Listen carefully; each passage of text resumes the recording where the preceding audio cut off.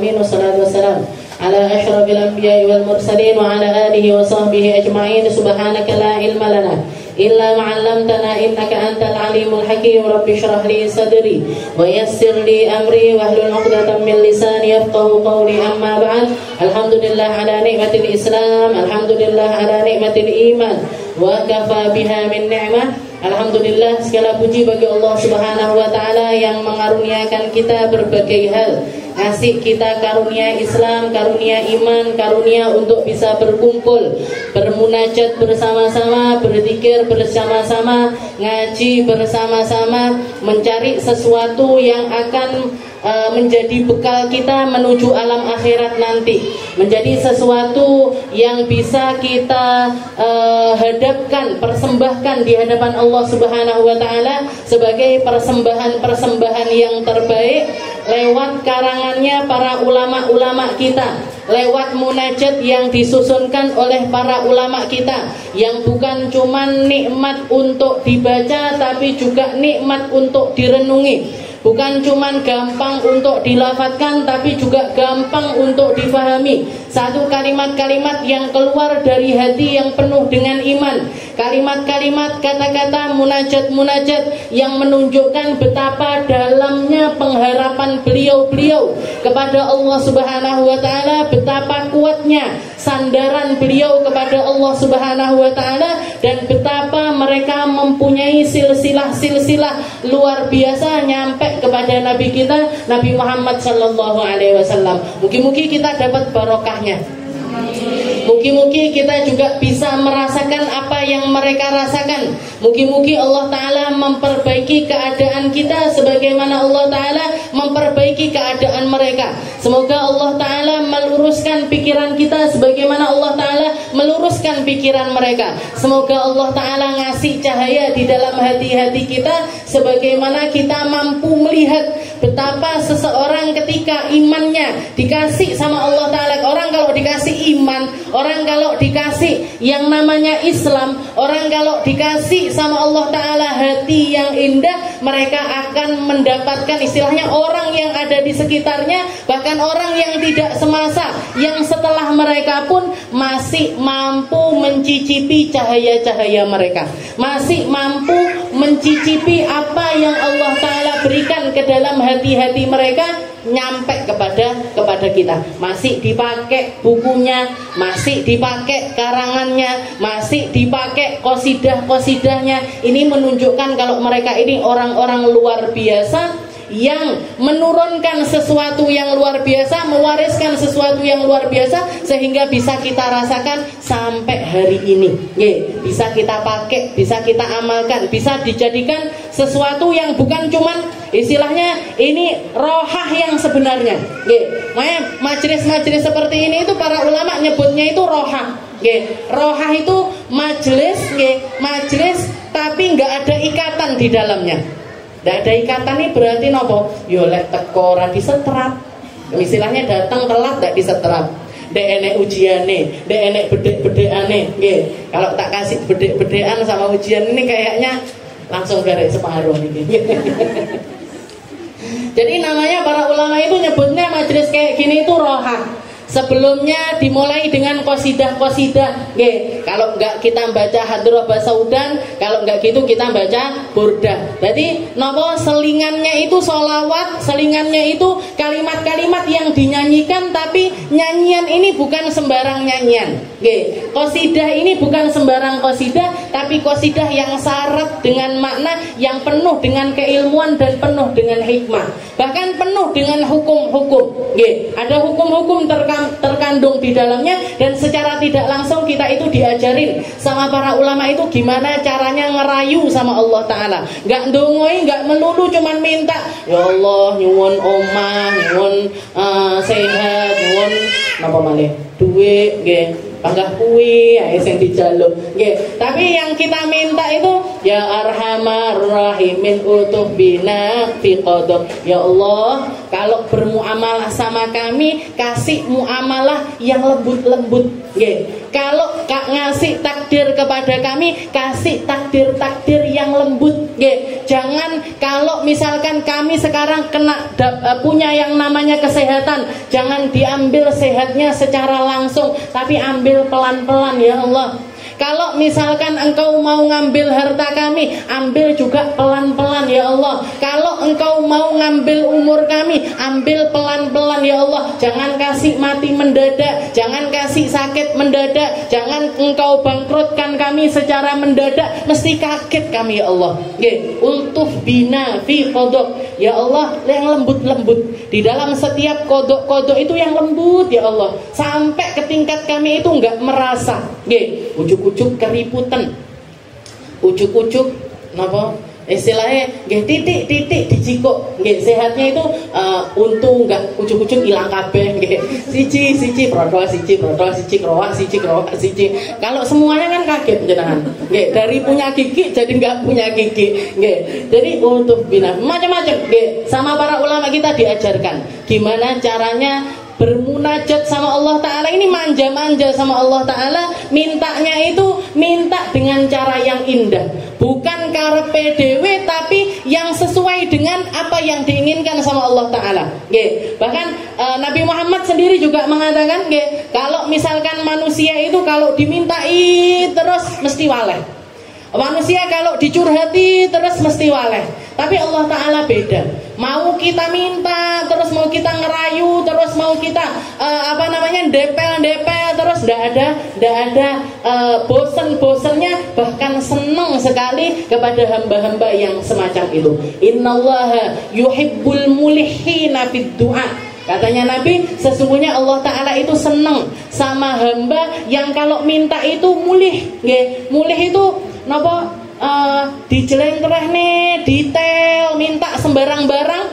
Bahkan para ulama itu mengatakan, saya itu minta sama Allah Ta'ala itu perkara besar sampai perkara kecil.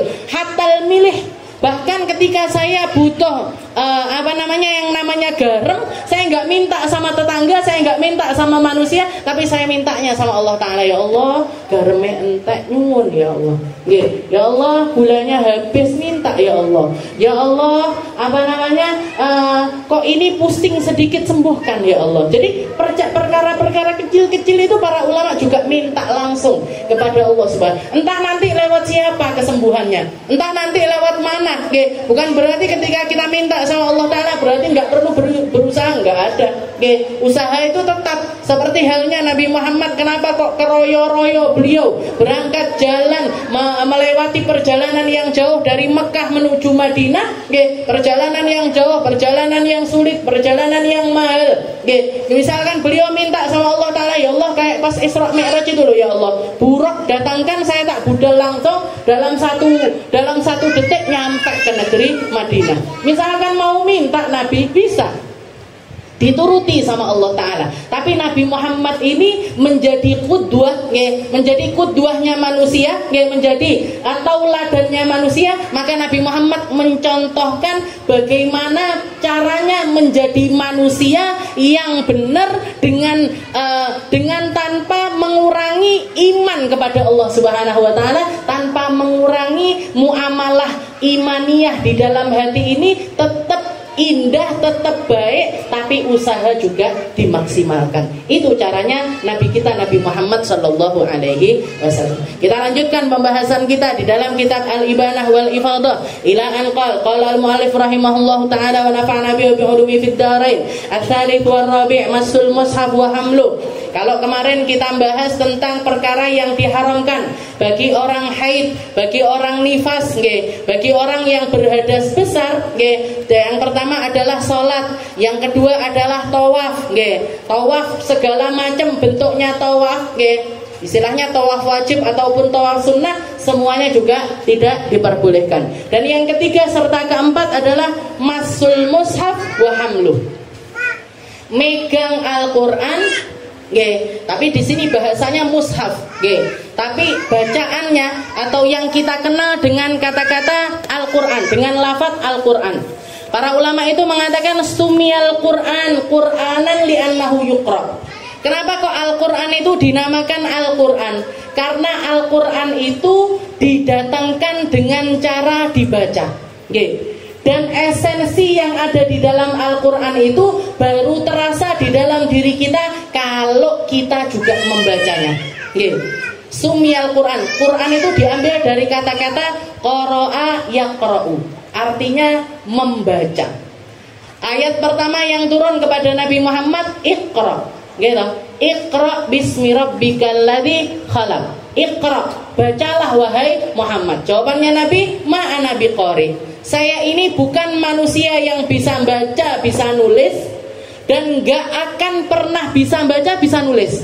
Jadi Nabi Muhammad itu salah satu hal yang menjadi penguat bahwasanya Al-Quran ini bukan bersumber dari Nabi Muhammad, bahwasanya Nabi Muhammad ini manusia yang tidak bisa baca, tidak bisa nulis, dan tidak mungkin bisa baca, tidak mungkin bisa nulis. Di dalam qasidah Burdah dikatakan, kafaka bil ilmi fil ummi mu'jizatan fil jahiliyati wat ta'dibu fil yutumi. Katanya Sahibul Burdah, Imam Busiri mengatakan, cukup kalau kamu mau bukti kebenaran Al-Quran, tentang mukjizatnya Al-Quran, cukup kamu lihat Al-Quran yang setebal itu, bacaan yang kurang lebih, bukan kurang lebih, pasnya 30 juz, sekian puluh lembar, sekian puluh kalimat, sekian ribu kalimat, itu diturunkan kepada seseorang yang ummi. Seseorang yang ummi. Ummi ini apa? Gak bisa baca, gak bisa nulis. Bukan cuma Nabi Muhammad yang ummi, tapi kaumnya pun juga ummiyin. Orang jahiliyah pada waktu itu mayoritasnya gak bisa baca, gak bisa nulis. Hanya segelintir orang aja yang bisa baca, bisa nulis. Termasuk diantaranya Sayyidina Abu Bakar, bisa baca, bisa nulis. Sayyidina Umar bisa baca, bisa nulis. Sayyidina Abu Bakar itu bahkan dikatakan saking pinternya beliau, mampu baca, mampu nulis. Nulisnya beliau, kalau orang bisanya nulis pakai tangan kanan tok. Nulis pakai tangan kiri, kalau kidal tangan kiri tok. Sayyidina Abu Bakar itu bisa nulis pakai tangan kanan, tangan kiri. Jadi nulis bareng satu lafaz, sama rapinya, sama bagusnya, itu pakai dua tangan bisa. Itu Sayyidina Abu Bakar. Jadi kafaka bil ilmi fil ummi mu'jizatan. Al-Quran ini cukup. Kalau kamu mau tahu Al-Quran ini mukjizat, mukjizat ini, kalimat ini, kata-kata ini diturunkan kepada seseorang yang gak bisa baca, gak bisa nulis. Dan kaumnya pun gak bisa baca, gak bisa nulis. Wat ta'dibu fil yutumi. Serta kalau kita mau merenungkan, Nabi Muhammad itu ditumbuh kembangkan dalam keadaan yatim, gak punya bapak, gak punya ibu. Gak punya bapak, gak punya ibu. Masa kecilnya itu gak ada penaungnya sama sekali. Tapi beliau bisa menjadi seseorang yang luar biasa berpengaruh. Ini gak mungkin kecuali takdib minallah, kecuali yang merawatnya atau yang menumbuh kembangkannya serta memberikan adab kepada beliau adalah Allah Subhanahu wa ta'ala. Jadi Al-Quran itu dinamakan Al-Quran li'annahu yuqra. Al-Quran kenapa? Kalau kitab-kitab terdahulu, Injil misalkan atau Taurat, disebutnya bukan Al-Quran. Disebutnya bukan Al-Quran. Kalau Injil disebutnya apa? Alkitab. Sumiyal kitabu kitaban li'annahu yuktab. Kenapa kok dikasih nama kitab? Karena ditulis. Jadi Alkitab itu dinamakan Alkitab karena dia itu ditulis. Sedangkan Al-Quran dinamakan Al-Quran li'annahu yuqra, karena caranya. Jadi caranya Jibril nyampaikan kepada Nabi Muhammad dibaca. Caranya Nabi Muhammad nyampaikan kepada umatnya juga dibaca. Talaki, talaktian. Makanya salah satu hal yang menjadi keharusan di pondok-pondok tahfidz, orang kalau ngafalin Al-Quran mutlak harus talakti. Meskipun dia bisa baca Al-Quran, Alhamdulillahirabbil alamin, Ar-Rahmanir-Rahim, baca bisa. Baca bisa, mulai dari kecil bisa baca, istilahnya mulai misalkan kelas 2 SD, kelas 3 SD sudah bisa baca Al-Quran. Tapi nggak boleh ngafalin sendiri, itu nggak boleh. Harus ada gurunya, yang gurunya ini talaki dari gurunya talaki lagi dari gurunya talaki lagi dari gurunya sampai kepada Nabi Muhammad SAW. Jadi nggak bisa sembarangan. Aku milik ngapalne Quran, dak diwaca-waca dhewe, diapal-apalne dhewe. Kalaupun misalkan dia mau ngapalin sendiri nggak masalah. Tapi suatu saat harus ngambil sanad kepada seorang hafid atau hafidhah Al-Quran yang punya sanad, yang punya rentetan talaki sampai kepada Nabi. Kalau enggak, ini hafalannya ini nggak bisa diturunkan kepada orang setelahnya. Jadi kalau misalkan ada orang ngafalin sendiri, dari awal sampai akhir 30 juz ngafalin sendiri tanpa talaki, nggak pakai talaki kepada seorang guru atau kepada seorang syekh, maka dia nggak boleh ngajarkan kepada orang lain. Kenapa? Nggak punya sanad. Nggak punya sanad Al-Quran, nggak punya sanad keilmuan Al-Quran. Jadi harus dibacanya talaki. Al-Quran itu seperti itu, caranya sampai sekarang terjaga. Sampai sekarang dijaga oleh para ulama dengan cara yang sedemikian rupa. Dan Al-Quran ini satu-satunya firman, satu-satunya kalamullah, satu-satunya kalimat-kalimat dari Allah Ta'ala yang diturunkan kepada seorang nabi menjadi manhajan wa mu'jizatan. Jadi mencakup antara manhaj, mencakup juga sebagai mukjizat. Manhaj itu apa? Manhaj itu adalah pedoman hidup. Jadi kalau Injil, Taurat dan kitab-kitab sebelumnya itu fungsinya cuma manhaj saja, bukan mukjizat. Bukan sebagai mukjizat. Nabi Musa misalkan diturunkan sama Allah Ta'ala Taurat, dapat kitab yang namanya Taurat. Tauratnya beliau adalah manhaj, aturan untuk hidup, pedoman untuk hidup. Mukjizatnya Nabi Musa apa? Mukjizatnya Nabi Musa, tongkat beliau lemparkan ke laut, kebelah lautnya. Tangan dimasukkan ke dalam sakunya, keluar dalam keadaan bercahaya. Tongkatnya dilemparkan, berubah jadi ular. Ini mukjizatnya Nabi Musa. Tauratnya beliau adalah manhaj. Nabi Isa juga seperti itu. Nabi Isa diturunkan Injil kepada beliau. Injilnya ini fungsinya untuk apa? Untuk pedoman hidup pada waktu itu, pada masa itu. Pada masa itu, pada zaman itu, pada kaum tersebut. Sedangkan mukjizatnya Nabi Isa napa? Yubriul akmah wal abros, mampu menyembuhkan orang sakit kusta, orang sakit lepra disembuhkan sama Nabi Isa. Orang mati dihidupkan kembali sama Nabi Allah Isa. Sesuatu yang sudah nggak bernyawa, dihidupkan kembali sama Nabi Allah Isa. Ini mukjizatnya, kitabnya adalah manhajnya, pedoman hidupnya. Tapi Al-Quran ini dibikin sama Allah Ta'ala sebagai manhajan wa mu'jizatan. Ya pedoman hidup, ya mukjizatnya Nabi. Pedoman hidup iya, mukjizatnya Nabi juga iya. Kenapa kok dibikin seperti itu? Karena hanya Al-Quran yang tidak ada masa kadaluarsanya.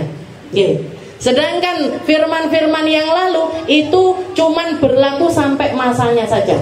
Setelah zamannya Nabi Muhammad expired, tahu nggih expired? Jadi sudah nggak berlaku lagi. Sudah nggak berlaku lagi karena hanya untuk masa tersebut sampai zaman tersebut. Hanya Al-Quran yang akan sesuai dan akan selalu sesuai dengan segala macam kondisinya zaman dan segala macam keadaannya umat. Al-Quran akan terus menjadi pedoman kita serta membuktikan sebagai mukjizatnya Nabi kita Nabi Muhammad SAW. Makanya bisa dijadikan apapun. Jenengan nyari obat lewat Al-Quran bisa. Jenengan istikharah pakai Al-Quran bisa. Piye carane istikharah pakai Al-Quran? Lagi galau-galau misalkan punya dua pilihan, apik opo enggak, misalkan seperti itu. Pakai Al-Quran buat napa? Istilahnya buat istikharah. Buat nyari petunjuk. Piye caranya? Saya pernah diajarin sama guru saya. Jadi Fatihah kita minta sama Allah Ta'ala, ya Allah, saya punya masalah ini. Baik apa enggak baik? Baik apa enggak baik? Setelah itu buka Al-Quran secara random. Buka secara langsung aja dibuka. Nanti setelah itu bagian mana yang pertama kita lihat, kanan atau kiri? Setelah itu dihitung. Dihitung apanya? Dihitung huruf kha sama shin. Kha sama shin. Kha artinya khair, shin artinya syar. Kha khair napa? Baik. Syar apa? Enggak baik. Nah, nanti tinggal kita lihat mana yang lebih baik. Nggih, mana yang lebih banyak. Nggih. Kalau banyakan kha-nya berarti baik, kalau banyakan shin-nya berarti enggak baik. Nggih. Kalau banyakan kha-nya berarti baik, banyakan shin-nya berarti enggak baik. Saya pernah ada satu anak Al-Azhar, nggih, nanya, "Ustazah, saya itu pengen mondok." Nggih. Tapi orang tua saya enggak pengen saya mondok. Nggih. Jadi setelah SD atau setelah SMP itu pengen lanjutkan lagi ke pesantren. Dianya pengen banget pesantren, tapi orang tuanya nggak pengen pesantren. Saya bilang istikharah aja. Nggih. Istikharah aja, nanti mana yang menang? Kha-nya apa shin-nya? Baiknya kamu mondok atau baiknya kamu nggak mondok. Maka dikatakan setelah itu dibuka, dia istikharah pakai Al-Qur'an. Jadi minggu berikutnya itu datang lagi, "Ustazah, saya sudah istikharah pakai Al-Quran." Terus gimana hasilnya? Seri.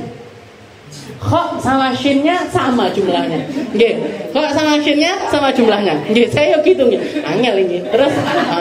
Terus gimana Ustazah? Coba direnungi artinya. Nggih, direnungi artinya. Nggih, istilahnya ayat itu direnungkan artinya. Ternyata artinya itu nggih, saya lupa persisnya ayat berapa, surat apa, kisah tentang apa, tapi dari bahasanya itu kita bisa tahu kalau dia itu akan selalu dalam keadaan baik dimanapun. Istilahnya mondok. Jadi saya artikan mondok insya Allah baik buat dia, nggak mondok pun insya Allah dia juga tetap baik. Oke. Jadi mondok niatnya, kalau misalkan ditakdirkan untuk mondok, dia akan dapat kebaikan dari pondok pesantren. Setelah itu akan jadi orang yang berguna dengan ilmu pesantrennya dia. Oke. Kalaupun enggak, dia bisa sekolah di luar dengan niatan untuk berbakti sama orang tuanya. Dengan niatan berbakti sama orang tuanya, dan insya Allah dia bisa terjaga di dalam keilmuan meskipun di luar. Jadi nggak mesti orang itu harus mondok, itu nggak mesti. Ada orang-orang pilihannya Allah Ta'ala yang mungkin bisa mendapatkan jadi istilahnya intinya dari ayat tersebut, istilahnya dari istikharahnya dia itu, dia mau dimanapun tetap insya Allah baik. Bahkan huruf kha sama shin-nya itu sama persis. Jadi beberapa, misalkan 11 ini ya 11 ngoten. Berarti nggak ada bedanya. Nah, kita lanjutkan. Di sini kita bahas tentang masul mushaf wa hamluh. Hukum tentang megang Al-Quran ataupun juga membawa Al-Quran. Jadi misalkan ini Al-Quran, misalkan ini Al-Quran, yang namanya megang itu, yang namanya mas itu, megang itu seperti ini. Nah, ini megang Al-Quran. Bawa ini, ngangkat gini, ini namanya hamil atau membawa. Jadi megang seperti ini, bawa seperti ini. Megang gini, ini namanya megang. Bawa seperti ini. Nah, ini orang haid, orang nifas, megang tidak boleh, bawa juga tidak boleh. Megang Al-Quran tidak boleh, membawanya juga tidak boleh. Makanya di sini dikatakan ya harum 'alal haid wan nufasa masul mushaf wa hamdu liqouli ta'ala la yamassuhu illal mutahharun. Karena Allah Ta'ala mengatakan Al-Quran ini enggak boleh dipegang oleh orang-orang yang tidak suci. Yang tidak suci. Mau itu berhadas kecil ataupun berhadas besar. Berarti enggak punya wudu enggak boleh megang Al-Quran, enggak boleh. Jadi enggak punya wudu tetap enggak boleh megang Al-Quran. Dan ini istilahnya juga dikuatkan dengan perkataannya Nabi yang mengatakan la yamassul Quran illa thahir. Tidak boleh megang Al-Quran kecuali mereka-mereka yang suci. Tapi para ulama mendefinisikan megang Al-Quran itu jadi 3 usia, 3 golongan. Jadi orang yang boleh megang serta membawa Al-Quran itu dikategorikan 3. Yang pertama adalah anak kecil di bawah usia mumayyiz. Usia mumayyiz ini usia berapa? Usia 6 tahun ke bawah biasanya. Yang belum bisa makan sendiri, minum sendiri, cebok sendiri. Nah, ini biasanya 6 tahun ke bawah. Maka anak-anak atau 7 tahun ke bawah. Jadi anak-anak di bawah usia mumayyiz itu secara mutlak nggak boleh megang Al-Quran. Secara mutlak nggak boleh megang Al-Quran. Kenapa? Karena anaknya belum ngerti. Kalaupun misalkan dia dipegangi Al-Quran, besar kemungkinan dia justru malah menghinakan Al-Quran. Tinggi tulanan, disuwek-suwek, gitu. Ini korbannya Halimah nih, korbannya bocah cilik-cilik, disuwek-suwek, dicokot-cokot, dimut-emut dan lain sebagainya. Kenapa? Karena dipegang, karena ada di tangan anak-anak di bawah usia mumayyiz. Tapi kalau di atas usia mumayyiz gimana? Kalau di atas usia mumayyiz, mereka boleh memegang serta membawa Al-Quran, bahkan meskipun nggak punya wudhu sekalipun. Bahkan meskipun nggak punya wudhu sekalipun, tapi dengan syarat megangnya untuk belajar. Jadi anak di atas usia 6 tahun udah bisa makan sendiri, minum sendiri, cebok sendiri, itu mereka boleh bawa megang Al-Quran kalau niatnya untuk belajar. Niatnya untuk belajar. Dan bahkan mereka boleh memegangnya meskipun nggak punya wudhu sekalipun. Makanya dulu kalau di pondok di Dalwan itu, kalau misalkan ada Al-Quran kececeran atau ditaruh di tempat yang di meja-meja ngoten istilahnya, mau dirapikan, yang ngerapikan ini nggak punya wudhu, manggil anak-anak yang belum haid. Yang dipanggil anak-anak pondok yang masih belum haid, usia 8 tahun, 9 tahun, yang udah ada di pesantren, dia nggak punya wudhu sekalipun boleh noto Al-Quran, megang Al-Quran, ditaruh di tempatnya, boleh. Kenapa? Karena dia insya Allah sudah bisa membedakan ini Al-Quran harusnya ditempatkan di mana. Ini Al-Quran harusnya ditempatkan di mana. Jadi boleh megang kalau niatnya untuk belajar ataupun untuk keperluan-keperluan seperti itu, meskipun nggak punya wudhu sekalipun nggak apa-apa. Baru nanti kalau usia di atas balik, jadi di atas usia balik ini wajib suci dari 2 hadas. Jadi harus dalam keadaan suci dari haid, harus keadaan suci dari nifas. Jadi hadas kecil, hadas besar, bahkan harus punya wudhu, baru boleh megang, baru boleh bawa. Baru boleh megang, baru boleh bawa. Wal murad bil mushaf kullu ma kutiba li dirasati Quran walau ba'da ayat. Dan seperti yang kemarin kita bahas, yang dimaksud dengan mushaf di sini atau Al-Quran di sini adalah semua yang tertuliskan Al-Quran di situ mufhamah dan bisa difahami. Jadi kalimat-kalimat Al-Quran yang bisa difahami itu sudah masuk Al-Quran. Termasuk yang kalau misalkan ditaruh di tembok-tembok. Jadi misalkan ngasih keramik di sini ayat Al-Quran, Allahu la ilaha illa huwal hayyul qayyum. Kayak di masjid-masjid, musola-musola biasanya ada lafaz-lafaz yang ditaruh seperti itu. Nah itu sebaiknya tidak ditaruh jangan ditaruh terlalu rendah, taruh di bagian atas. Sekiranya kalau orang sendenan gini nggak kepegang, karena orang sandaran di masjid itu kadang punya wudhu, kadang nggak punya wudhu. Melek layah-layah tak kan nggak punya wudhu. Nah jadi ditaruhnya di bagian atas. Setelah itu keramik itu pun masuk hukumnya sebagai mushaf, nggak boleh dipegang kecuali kita suci dari haid, suci dari nifas, bahkan harus punya wudhu. Makanya tukangnya yang megang, yang naruh, yang nempel pun harus wudhu dulu sebelum nempelin. Jadi kalau jenengan bikin rumah ada musolanya, misalkan pengen dikasih lafaz-lafaz seperti itu, tukangnya harus diingatkan, Pak, niki keramik Al-Quran. Ini keramik isinya Al-Quran. Jenengan wudhu dulu sebelum nempelkan. Jenengan wudhu dulu sebelum nempelkan. Ya, itu yang dimaksud dengan mushaf. Nah, setelah itu, seperti yang kemarin kita katakan, kalau emas megang itu seperti ini. Nah, maka ini mutlak, nggak boleh sama sekali kalau nggak punya wudhu. Kalau membawa Al-Quran, kayak misalkan kita punya Al-Quran ditaruh di dalam tas, ditaruh di dalam tas. Ini maka keadaannya macam-macam. Ada kalanya boleh, ada kalanya nggak boleh. Yang nggak boleh gimana? Taratan yaksidul mushaf faqat. Kadang-kadang orang bawa tas isinya Al-Quran, niatnya bawa Al-Quran, maka ini nggak boleh. Saya niat bawa Al-Quran, nggak boleh. Wa taratan yaksidul mata faqat. Nah, kadang-kadang bawa gini, di dalamnya ada Al-Qurannya, tapi niatnya aku nggawa tas. Saya mau bawa tas. Nah, di sini hukumnya adalah boleh. Faya juz. Jadi kalau niatnya bawa barang boleh. Kalau bawa Al-Qur'an nggak boleh.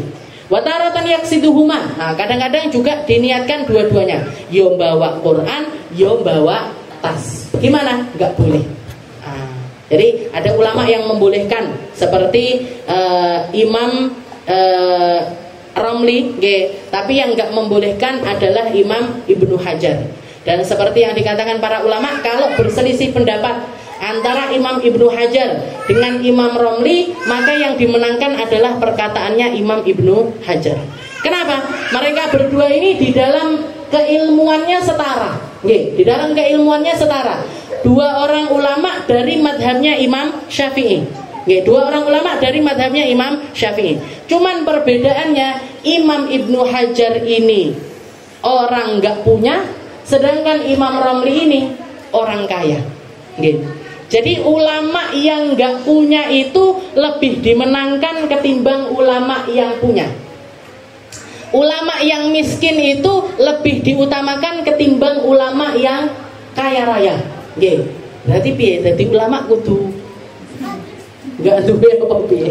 Nggak gitu juga. Ini penempatan, penempatan orang dikasih kekayaan sama dikasih nggak punya itu kan terserah Allah Subhanahu wa Ta'ala. Tapi para ulama mendefinisikan seperti itu. Imam Ibnu Hajar ini dimenangkan dari Imam Romli karena alasannya beliau ini sama-sama alim, tapi Imam Ibnu Hajar ini orang nggak punya. Bahkan dikatakan pernah istrinya itu harus nabung berminggu-minggu demi untuk pengen mandi di hammam. Kalau di sana zaman dulu itu hammam itu kayak sauna, tempat yang kita itu air banyak, terus bisa saunaan, bisa bersihin badan secara istilahnya benar-benar bersih, istilahnya seperti itu. Sudah nabung wis arep budal maronggone hammamnya ke tempat saunanya itu, dikatakan sama penjaga saunanya bilang seluruh tempat ini sudah di-booking sama istrinya Imam Romli. Jadi sak genge, sak konco-koncone dibosi, istilahnya bersih-bersih bareng di hammam tersebut. Langsung istrinya Imam, berarti kan duduk genge, Jadi istrinya Imam Ibnu Hajar itu pulang sambil sedih, sambil bilang sama suaminya, pokoknya aku melek dadi wong sugih. Pokoknya aku pengen kaya. Masa aku cuman pengen mandi aja harus nabung sekian hari, kadung budal dibalik kabeh di-booking sama istrinya Imam Romli. Kamu kan ulama juga kayak Imam Romli. Kamu kan juga ahli fikih juga seperti beliau. Kenapa kok dia kaya kamu nggak punya? Maka ditarik sama Imam Ibnu Hajar, diajak ke sumur, Setelah itu diambilkan air dari dalam sumur. Setelah terangkat, dikatakan air satu ember itu berubah jadi emas. Berubah jadi emas. Setelah itu Imam Ibnu Hajar mengatakan, kamu pilih uang ini, kamu pilih dinar ini, emas ini, atau berumah tangga dengan aku. Kalau kamu milih aku, kamu harus melepaskan emas ini. Tapi kalau kamu milih emas ini, kamu harus berpisah dengan aku. Lek jenengan pripun kira-kira? Jadi emas saember. Jadi di depan matanya dilihat secara langsung. Kamu pilih mana? Kalau kamu pilih emas ini, kamu harus pisah sama saya. Kalau kamu pilih saya, kamu harus melepaskan emas ini. Katanya istrinya, sujukno bojone solihah. Sujukno dudu jenengan bojone. Maka dikatakan istrinya langsung mengatakan tubtu ilallah, saya taubat. Karena para ulama itu kemiskinan itu bahkan menjadi sebuah pilihan bagi mereka. Mereka yang memilih untuk hidup seperti itu, mereka yang memilih untuk hidup dalam keadaan yang semacam itu, seperti yang terjadi kepada Nabi kita Nabi Muhammad SAW. Kalau Nabi Muhammad mau itu gunung dijadikan emas. Garek jiko, garek ngeranggeng, tinggal minta sama Allah Ta'ala, tapi beliau tidak melakukan seperti itu. Makanya dimenangkan Imam Ibnu Hajar. Makanya di sini dikatakan taratan yaksiduhuma. Jadi kadangkala niat bareng, niat bawa Al-Quran sekaligus niat bawa barang, sekaligus niat bawa barang. Katanya Imam Ibnu Hajar nggak boleh. Niat dua itu nggak boleh. Tapi Imam Romli mengatakan boleh. Dan yang keempat, taratan layak sidu ahaduhuma. Sebagian lagi mengatakan ndak niat apa-apa. Nggih, pokoknya nggowo ae. Nggih, enggak niat bawa barang, juga ndak niat bawa Al-Qur'an. Atlaqa fala yajuz. Yang seperti ini pun juga enggak boleh. Nggih, yang seperti ini pun juga enggak boleh. Berarti satu-satunya yang boleh apa? Kalau niat bawa barang. Nggih. Jadi kalau niatnya kita bawa barang boleh. Tapi kalau diduakan atau disendirikan, nggih, maka atau enggak niat apa-apa, maka hukumnya enggak boleh. Selama kita tahu kalau di tempat itu ada Al-Qur'an. Kecuali kalau enggak tahu, maka enggak ada hukum. Nggih. Kita biasa di tasnya ada Al-Qur'an, nggih, enggak ngerti lagi suci, nggih. Istilahnya ngambil aja, bawa aja, enggak tahu kalau di dalamnya itu ada Al-Qur'an. Nah, di sini enggak ada hukum. Kalau orang nggak ngerti itu nggak ada hukum. Dan yang dinamakan Al-Qur'an itu semua yang ada di dalam Al-Qur'an, bahkan sampai ke tingkat ini, niki, talinya pun karena nyambung sama Al-Qur'an, hukumnya ikut menjadi mushaf.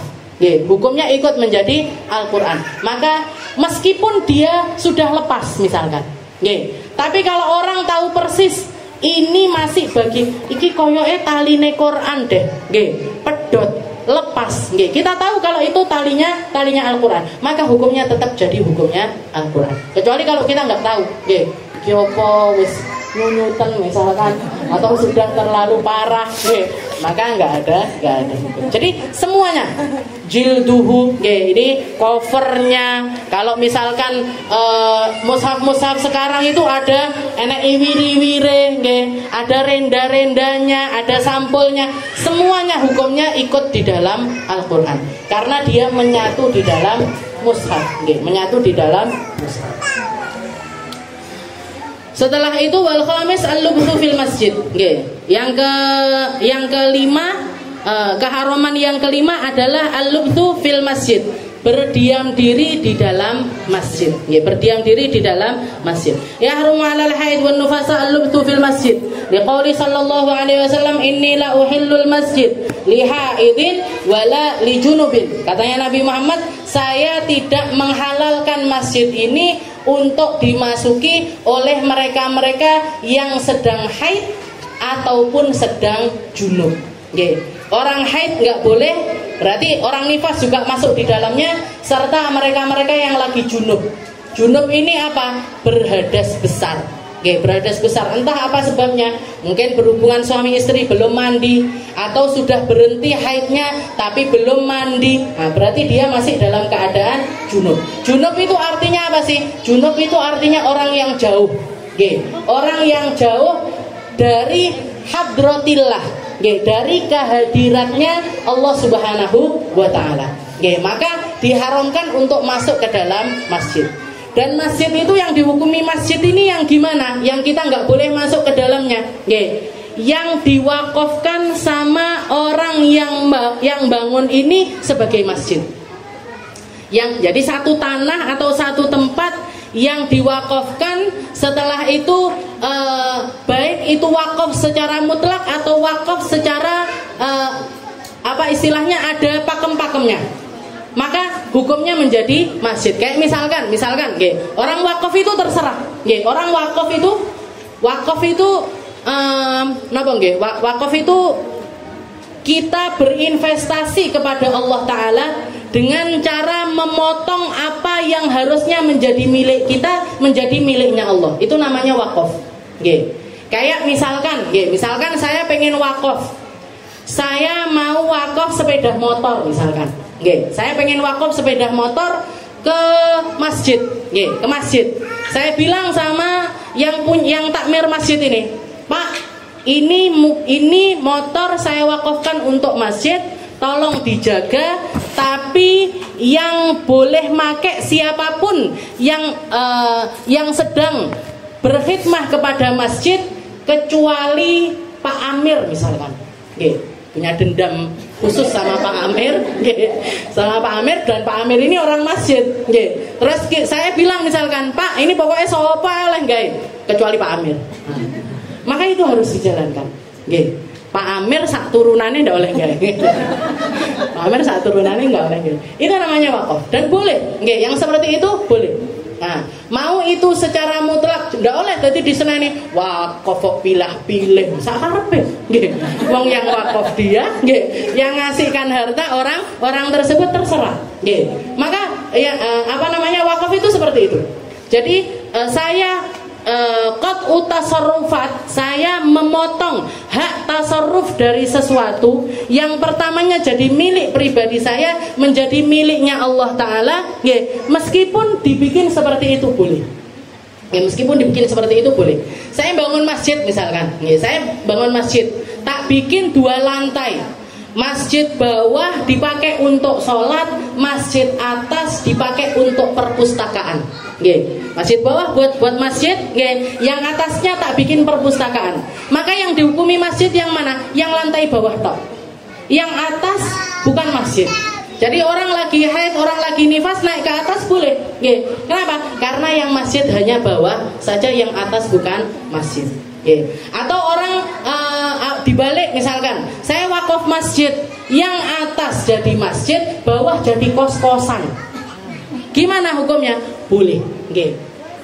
Tapi tetap harus jaga kehormatannya masjid. Kalau kos-kosan pun dibikin kos-kosan, misalkan kalau khusus putri ya khusus putri, kalau khusus putra ya khusus putra. Tidak boleh ndure masjid siapa aja boleh ngekos. Tidak oleh. Jadi tetap harus jaga kemuliaannya masjid. Itu yang namanya wakaf. Itu yang namanya wakaf. Jadi masjid di sini yang dimaksud perempuan nggak boleh masuk atau ketika haid ataupun nifas ataupun lagi junub adalah semua tempat yang di situ diwakafkan sebagai masjid.